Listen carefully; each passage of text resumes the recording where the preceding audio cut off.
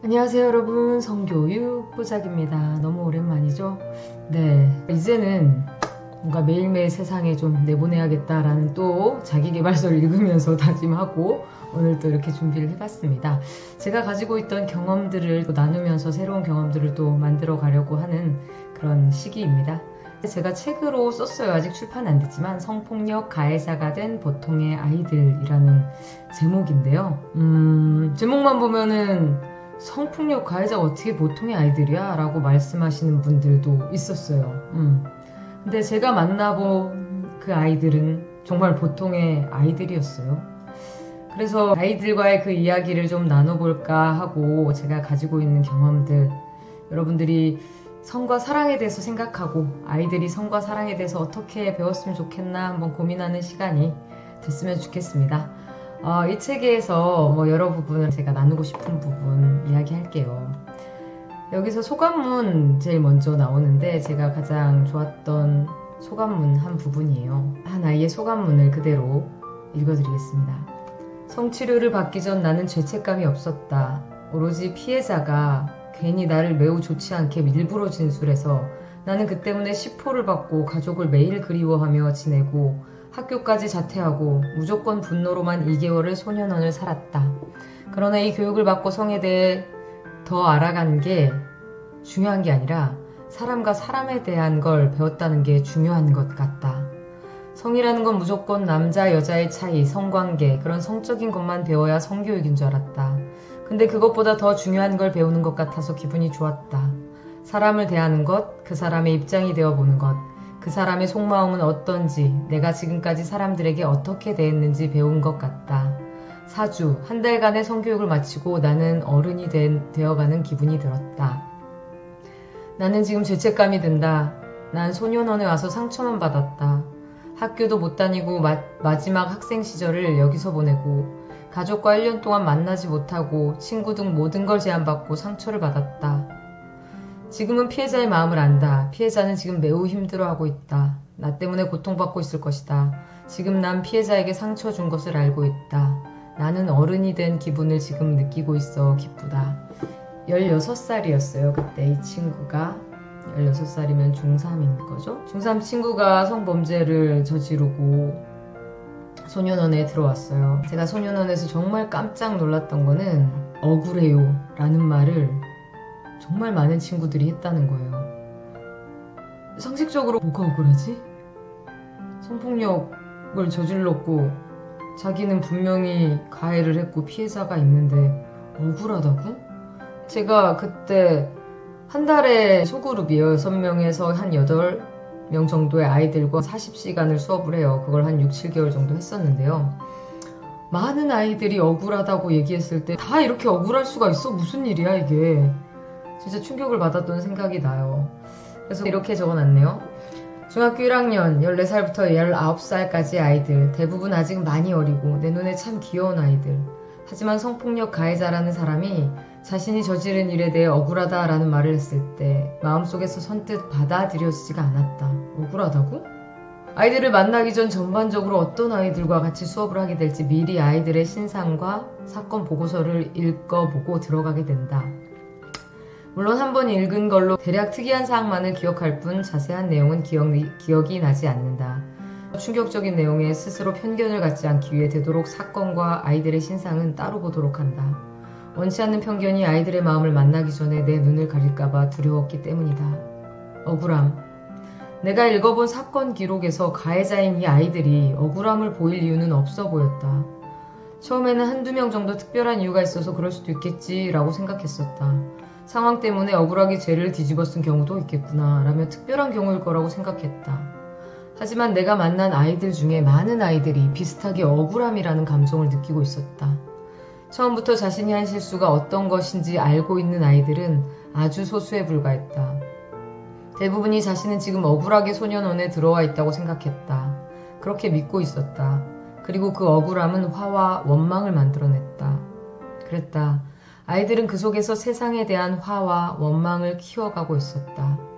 자신이 한 일이 무엇인지도 모른 채 말이다. 내가 모르는 무언가가 분명히 있을 것이다. 이 아이들의 억울함이 어디서 왔는지 꼭 알아내고 싶었고 할 수만 있다면 그 억울함을 풀어주고 싶었다. 아이들의 억울함이 저와 함께한 시간들이 지나가고 나서 소감문을 통해서 이제는 억울함이 아닌 자기가 한 일이 얼마나 크고 상대에게 상처를 주는 일인지 알게 됐다는 그 말에서 아이들이 알았다면, 아이들이 그 사건이 일어나기 전에 성이 뭔지, 사랑이 뭔지, 사람과 사람의 관계가 뭔지 아이들이 알았다면 정말 없었을 일이구나.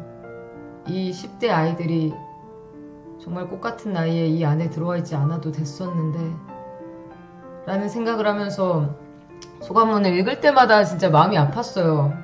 아이들이 몰랐던 걸 알게 된 것.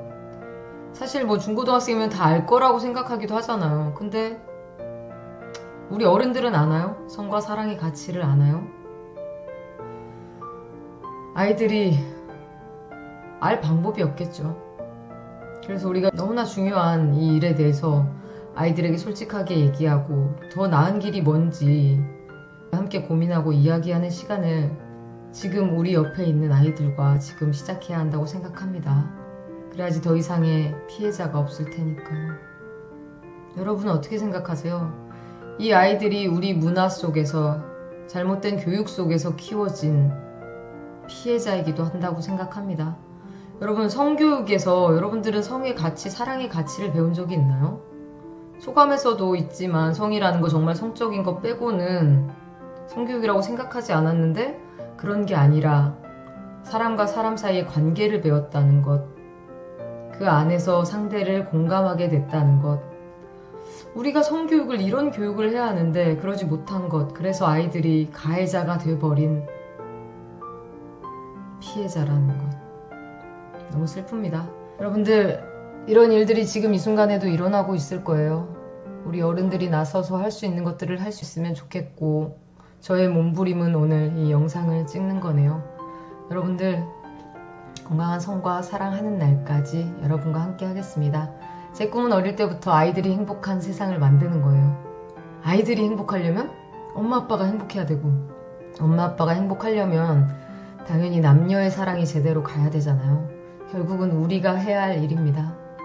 한 사람이 행복하기 위해서 우리가 해야 하는 일, 남녀의 사랑을 알아가고 건강한 사랑을 만들어가는 거라는 거, 아이들에게도 그걸 충분히 알려줬으면 좋겠습니다. 여러분, 앞으로 제가 쭉 자주 영상 올리도록 하겠습니다. 다짐했어요. 저는 이런 마음을 갖고 있는데 생활 속에서 생활을 하느라 쫓기느라 정작 내가 뭔가 이 책임감을 가진 일을 더 열심히 못하는 것에 대해서 항상 마음이 무거운 면이 있거든요. 근데 무겁지 말고 뭐라도 해야겠어요. 제가 요즘 읽은 책에 나왔던 글인데, 모든 것에 대해 침묵하길 그만둬라. 큰 소리로 말하고 소란을 피우고 문제를 제기하라. 그렇게 하면 너희의 집단 의식까지도 끌어올릴 수 있을 것이니. 이게 신가 나눈 이야기라는 책인데요. 많은 부분 우리가 해야 할 일들을 자신감이 없다는 이유로, 시간이 없다는 이유로, 잘하지 못한다는 이유로 회피하고 그냥 살아가고 있는 것 같아요. 너무 많은 시간을 그렇게 허비한 것 같다 라는 생각이 들고요. 또 이런 말도 있었어요. 오늘의 생각이 설령 틀렸더라도, 그 다음날 갔더니 틀렸더라도 오늘은 오늘의 생각을 이야기해야 된다라는 얘기를 하더라고요. 나 또한 고정되지 않고 성장하는 사람이니까 그때마다 내가 느끼고 배운 것들을 우리는 세상에 얘기하고 함께 나눌 수 있어야 된다고 생각합니다. 여러분들도 마음속에 선한 마음, 세상을 향한 따뜻한 사랑이 있을 거예요. 그런 것들을 우리가 내가 가진 어떤 방법으로 표현할 수 있었으면 좋겠어요. 그러면 훨씬 더 좋은 세상이 되고 우리도 아이들도 행복할 수 있을 거라고 생각합니다. 여러분들 화이팅! 성교육 보자기였습니다. 감사합니다. 안녕! 제가 최민준 선생님 좋아하거든요. 안녕! 안녕! 전 뭘 할까요? 또 만나요.